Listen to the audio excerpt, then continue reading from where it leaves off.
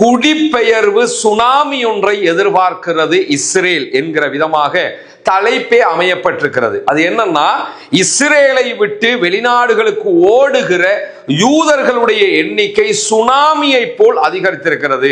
சுனாமிங்கிற வார்த்தை அவங்க பயன்படுத்துறதுக்கான காரணமே என்னன்னு கேட்டா, கடந்த 3 ஆண்டுகளுக்குள்ளாக அரசியல் ஸ்திரத்தன்மை இல்லாத காரணத்தினாலையும் தொடர்ச்சியாக நடைபெற்று வரக்கூடிய யுத்தம் காரணமாகவும் 2,70,000 பேர் இஸ்ரேலை விட்டு முற்றுமுழுதாக வெளியேறி விட்டார்கள். அமெரிக்க அதிபர் டொனால்ட் ட்ரம்ப் இதுவரை இல்லாத மிக மோசமான பொருளாதார தடைகளை ஈரான் மீது விதிக்கப் போகிறேன் என்று அறிவித்திருக்கிறார்.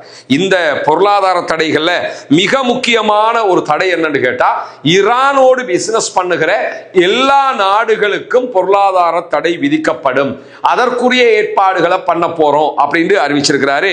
இதுதான் இன்றைக்கு ஒரு ட்ரெண்டிங் நியூஸாக மாறி இருக்கிறது. ஈரானுடைய ஃபாரின் மினிஸ்டர் அப்பாஸ் அராக்சி தெரிவிக்கிற போது, இதுவரைக்கும் நீங்க போட்ட தடைகளை விட இந்த தடை ஒரு பெரிய தடையா, எல்லாமே எங்களுக்கு ஒண்ணுதான், அதெல்லாம் பழகிட்டோம்னாங்க, எங்களுக்கு எப்படி வாழணும்னு தெரியும்ட்டாரு. தஸ்னீம் நியூஸ் ஏஜென்சி வெளியிட்டிருக்கக்கூடிய செய்திகள்ல இது ஒரு புதிய நிகழ்வே இல்லைன்னு இருக்கிறாங்க. இது என்ன புதுசா? இதுக்கு முன்னாடி தானே தடை விதிச்சிய, என்ன புதுசாவா போட்டிய என்று சொல்லி கிண்டலாக அவர்களும் சொல்லி இருக்கிறார்கள்.